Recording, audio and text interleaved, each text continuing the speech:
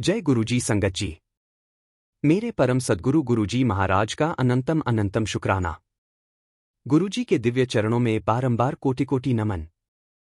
और गुरुजी की प्यारी संगत पर भी सदैव गुरु कृपा बनी रहे। जय गुरुजी। संगत जी, अगर कोई गुरुजी का नाम श्रद्धा से ले ले तो उसके जीवन से अभाव मिट जाते हैं। गुरुजी करुणा के धनी हैं, हर पल अपने बच्चों के लिए कृपा बरसाने को तैयार रहते हैं। गुरुजी इच्छा पूर्ण करने वाले हैं, कठिन रास्तों को आसान बना देने वाले हैं, उम्मीद को हकीकत में बदलने वाले हैं।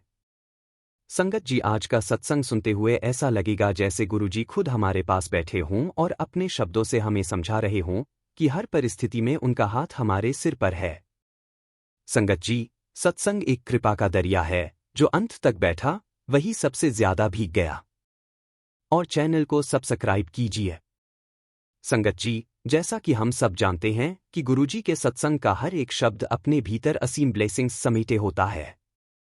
और मुझे पूरा विश्वास है कि आज गुरुजी महाराज ये सारी ब्लेसिंग्स आप सभी संगत पर भर भर कर बरसाएंगे।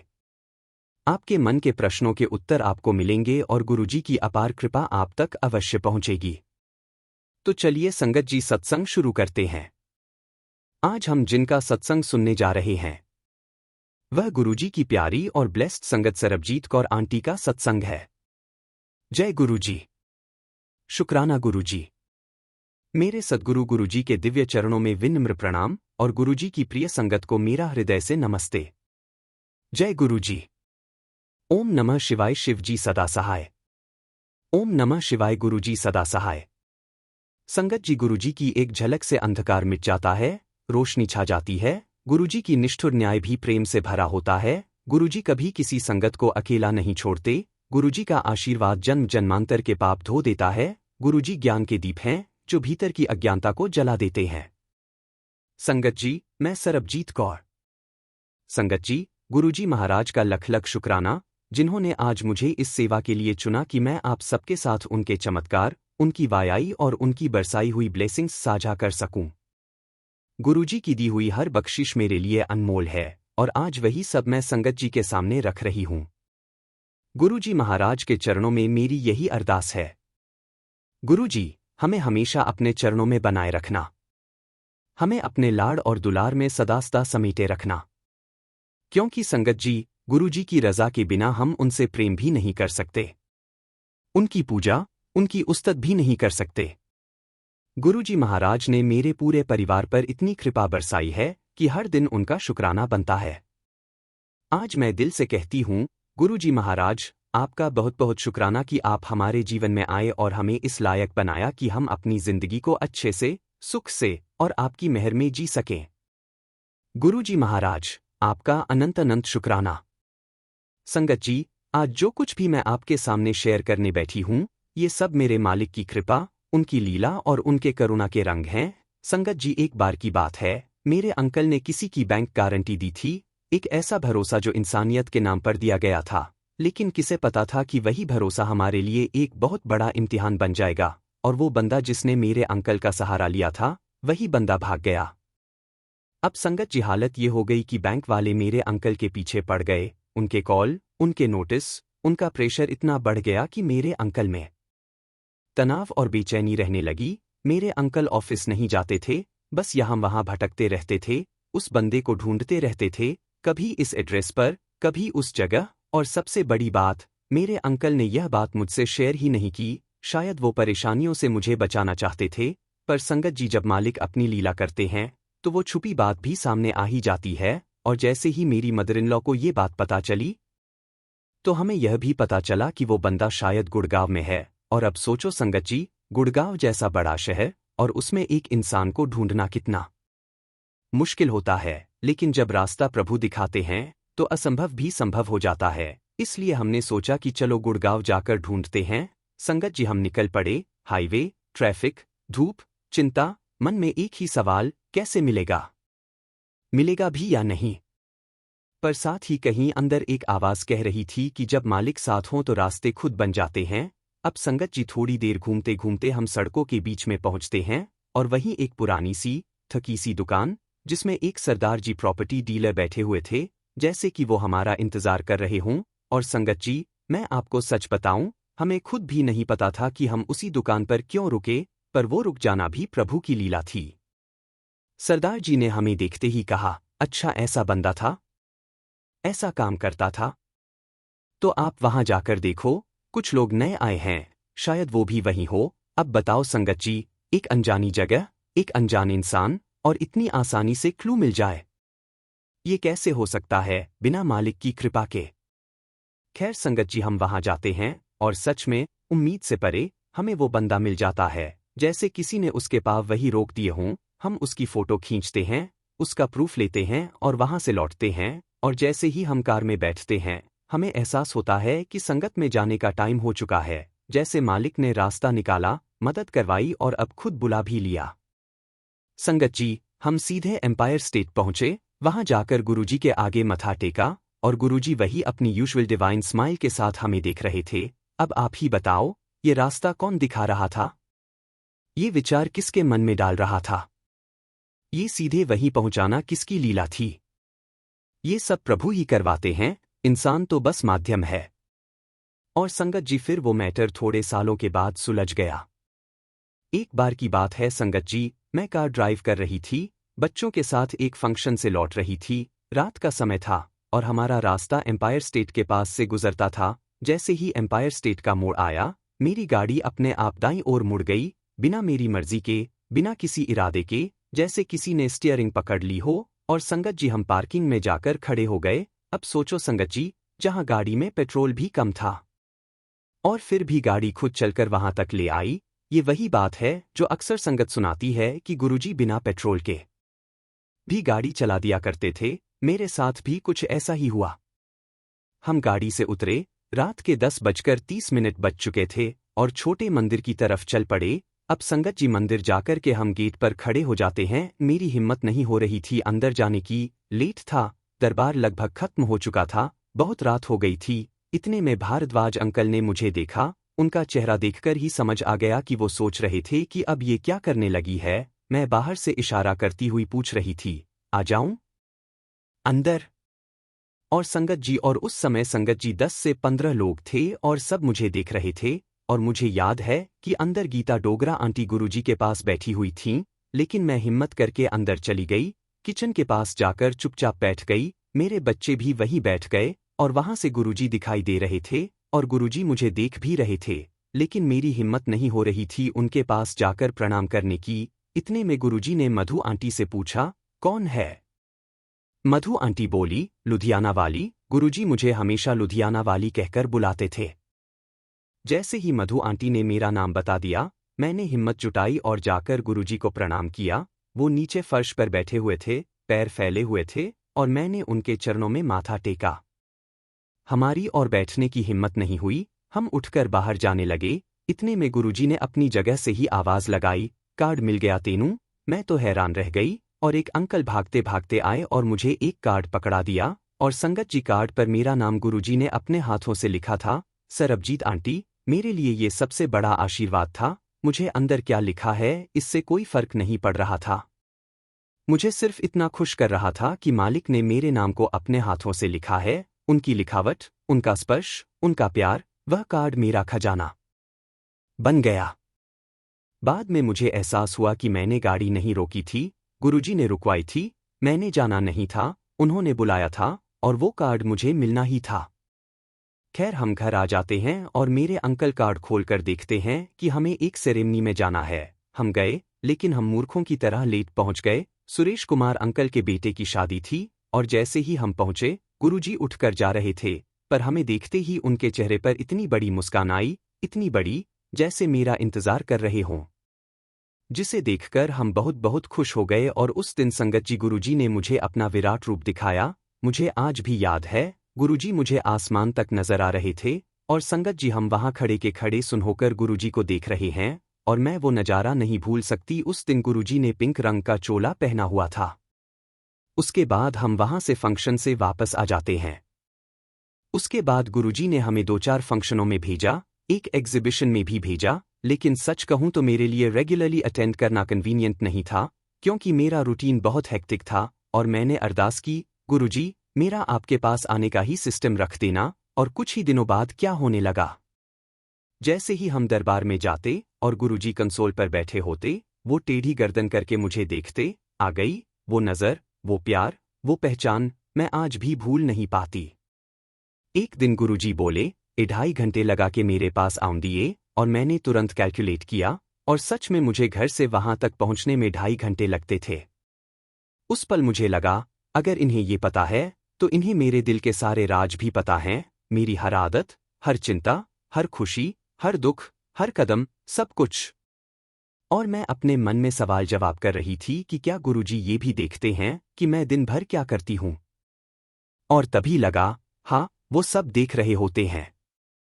और तभी मैं थोड़ा कॉन्शियस भी हो गई कि मालिक के आगे कुछ भी छिपा नहीं है, हमारी बुद्धि चाहे जितनी सीमित हो, पर उनका ज्ञान, उनकी दृष्टि सब पर है, वो पल पल साथ है। संगत जी, जब गुरुजी महाराज कहते हैं, पुत्र, तू रोज सत्संग को स्क्रोल कर देती है, अनदेखा कर देती है, पर आज तेरे काम की बात है। आज का ये संदेश तेरी रूह तक पहुंचने आया है, इसलिए भूल से भी इग्नोर मत करना। जब गुरुजी किसी को बुलाते हैं तो बार बार मौका नहीं देते। तू जो दर्द छिपा कर रखती है, जो सवाल रातों को सोने नहीं देते, जो ख्वाहिशें तूने दिल में दबा रखी हैं, उनका जवाब यही है। आज की वाणी तेरे जीवन के बंद रास्ते खोलने वाली है। ये कोई संयोग नहीं, ये संकेत है कि अब तेरी सुध ली जा रही है। तू सोचती है सब अकेले झेल रही है, पर गुरुजी हर पल तेरे साथ थे, तेरी खामोश पुकार सुन रहे थे। आज वो कह रहे हैं, बस थोड़ी देर रुक जा, मेरी बात सुन ले। मुझे मौका दे सब ठीक करने का, इस सत्संग से जुड़ते ही तेरे दुखों का हिसाब खत्म और खुशियों का सिलसिला शुरू। इसलिए आज अनदेखा मत करना पुत्र। आज तेरे भाग्य की नई शुरुआत है। संगत जी, गुरुजी महाराज ने मुझे और मेरे पूरे परिवार को अनगिनत ब्लेसिंग्स दी हैं। मेरी लाइफ में जितने भी सत्संग हुए हैं, सब गुरुजी महाराज की कृपा से ही हुए हैं। लेकिन आज मैं आप सबके साथ अपनी भाभी का वह सत्संग शेयर करना चाहती हूं, जो मेरे लिए बेहद मायने रखता है और जिसने हमारे पूरे परिवार की जिंदगी बदल दी। संगत जी, सच कहूं तो गुरुजी महाराज ने हमारी किस्मत ही बदल दी है। जो चीजें हमने सपने में भी नहीं सोची थीं, वह सब उन्होंने अपनी कृपा से दे दी। और जैसा कि हम सब जानते हैं, जब गुरुजी महाराज की संगत पर कोई भारी दुख आता है, कोई बड़ी परीक्षा आती है, तब गुरुजी महाराज अपनी संगत को अपनी बाहों में उठा लेते हैं, उन्हें अपनी प्रोटेक्शन में ले लेते हैं, ताकि वह कष्ट सहजता से निकल जाए और वह दर्द हम सह पाएं। ठीक ऐसा ही मेरी भाभी के साथ हुआ। संगत जी, यह बात 2003 की है, जब डॉक्टरों ने कन्फर्म किया कि मेरी भाभी को ब्रेस्ट कैंसर हो गया है। यह सुनते ही उनकी दुनिया जैसे थम गई। उनके हाथ पैर कांपने लगे, धड़कन तेज हो गई। उन्हें यकीन ही नहीं हुआ कि इतनी खतरनाक बीमारी उन्हें कैसे हो गई। शादी को सिर्फ 3 साल हुए थे, 1 साल की बेटी थी, और अचानक इतनी बड़ी परीक्षा उनके सामने खड़ी थी। डॉक्टर ने तुरंत एडमिट होने और ऑपरेशन कराने को कहा। उस समय मेरे भाई आर्मी ऑफिसर थे और जम्मू कश्मीर के बॉर्डर एरिया में पोस्टेड थे। नेटवर्क भी खराब था, इसलिए भाभी उनसे बात भी नहीं कर पा रही थी। घर पर अकेली, गोद में 1 साल की बच्ची, और सामने इतना बड़ा दुख। उन दिनों भाभी साईं बाबा में बहुत विश्वास करती थी। बीमारी की खबर सुनते ही वह बाबा के सामने बैठकर बहुत रोईं, शिकायत की, सवाल किए। बाबा, सिर्फ मैं ही क्यों? मेरे घर के हालात आप जानते हो, फिर भी मेरे साथ ही क्यों? संगत जी, उन्हें समझ नहीं था कि हमारे कर्म ही किसी न किसी रूप में हमारे सामने आते हैं। उस समय उन्होंने भगवान से नाराजगी भी दिखाई, तकलीफ भी जताई, जो बहुत स्वाभाविक था। उसी समय मैं उनसे मिलने गई थी और मैंने उन्हें पहली बार गुरुजी महाराज के दर्शन करने को कहा। मैंने उनके लिए गुरुजी के श्री चरणों में अरदास लगाई। गुरुजी, इनका हाथ थाम लीजिए। अभी इनकी शादी ही हुई है, इन्हें आपकी प्रोटेक्शन की सबसे ज्यादा जरूरत है। और संगत जी, गुरुजी महाराज ने सच में उन्हें थाम लिया। धीरे धीरे भाभी पूरी तरह गुरुजी महाराज के चरणों में सरेंडर हो गईं। जैसे ही उनका ट्रीटमेंट शुरू हुआ, वह न रोईं, न शिकायत की। क्योंकि तब तक गुरुजी महाराज ने उन्हें भीतर से समझा दिया था कि कर्मों का हिसाब हर किसी को देना होता है। पुरानी संगतों के सत्संग में हमने सुना है, गुरुजी कहते थे, मैं तुम्हारे 90% कर्म पहले ही काट देता हूं। तुम्हें सिर्फ 10% भोगने होते हैं। सोचिए संगत जी, जो 10% कष्ट भी हमसे नहीं सहे जाते, अगर गुरुजी महाराज का हाथ सिर पर न होता तो हम इन कष्टों में टूट ही जाते। भाभी ने गुरुजी को कहा, शुक्राना गुरुजी। जो दिया उसका शुक्राना, जो नहीं दिया उसका भी शुक्राना। बस आप मेरे साथ रहना। और जैसे ही उन्होंने सब कुछ गुरुजी पर छोड़ दिया। संगत जी, पूरे ट्रीटमेंट के दौरान गुरुजी महाराज ने कई रूपों में अपनी प्रेजेंस फील करवाई, अपनी कृपा दिखाई, हर मुश्किल में शक्ति दी। बीमारी की पुष्टि होने से 2-3 महीने पहले से ही संकेत मिलने लगे थे, स्किन का कलर बदल रहा था, रंग रूप बदल गया था, लेकिन वह इसे नजरअंदाज करती रहीं। फिर भी संगत जी, गुरुजी महाराज की कृपा से साल 2004 में मेरी भाभी ब्रेस्ट कैंसर से पूरी तरह ठीक हो गई।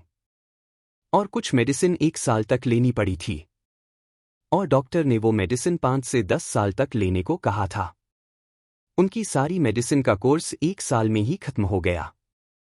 वो पूरी तरह ठीक हो गई। संगत जी, गुरुजी महाराज की कृपा का कोई अंत नहीं है। लेकिन संगत जी, जो भी हुआ, गुरुजी महाराज की अनंत कृपा से हुआ। उन्होंने हमारी भाभी को नया जीवन दिया, हमारे परिवार को वापस खुशियां दी, और हमें सिखा दिया कि जब आप पूरी तरह गुरुजी पर छोड़ देते हैं तो असंभव भी संभव हो जाता है। संगत जी, प्रेम से बोलिए शुक्राना गुरुजी महाराज। हर पल का शुक्राना। जय गुरुजी, शुक्राना गुरुजी।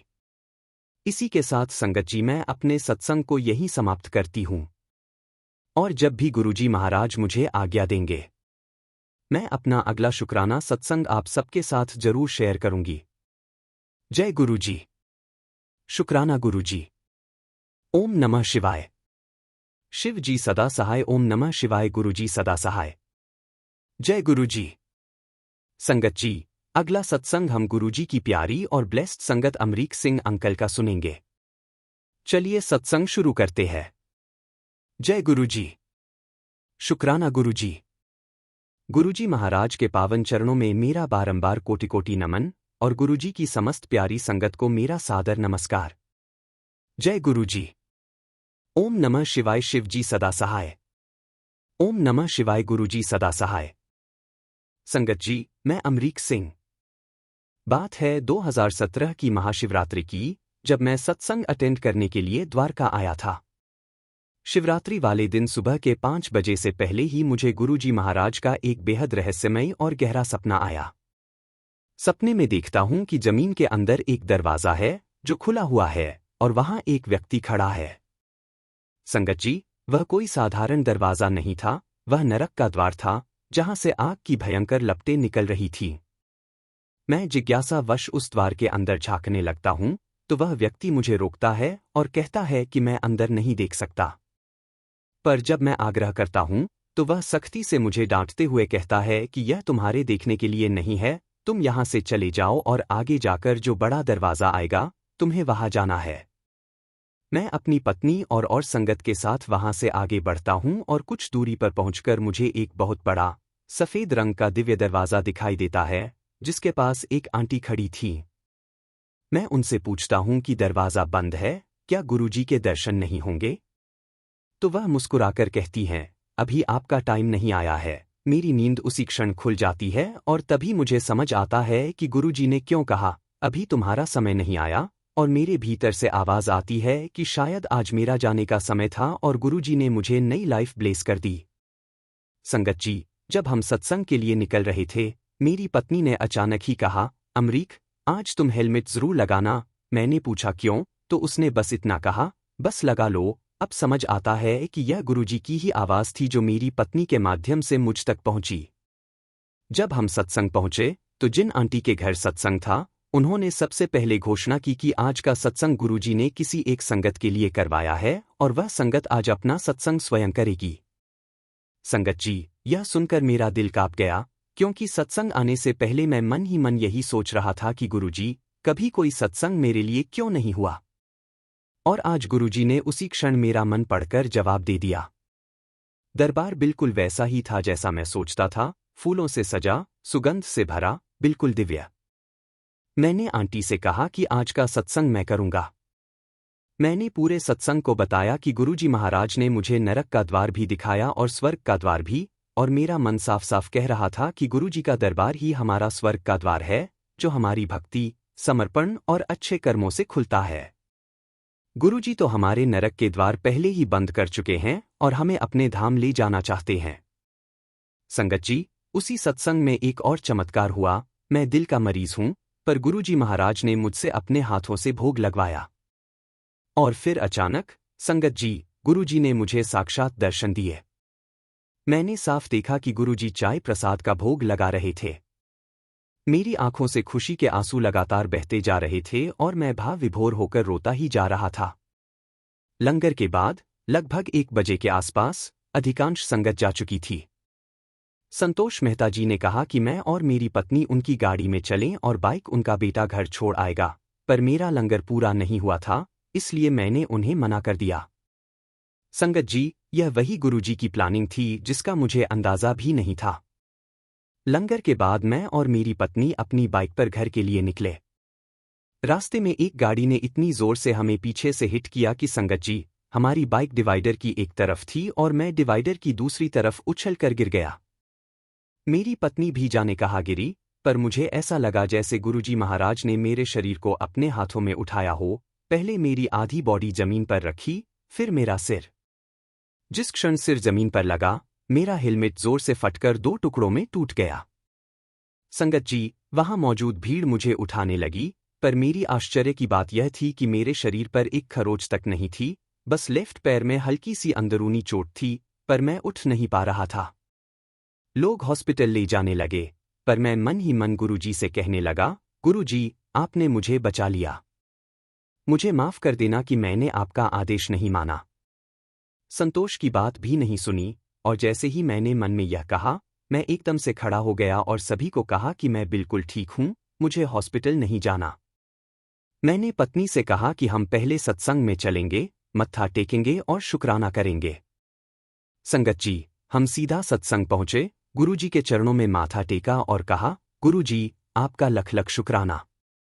आपने आज हमें नई लाइफ दी। उसके बाद हम घर पहुंचे, सबको बताया तो सब बहुत डर गए, पर अंत में सबने गुरुजी का लाखों लाख शुक्राना किया कि उन्होंने हमें मृत्यु के मुंह से निकालकर नई जिंदगी दी।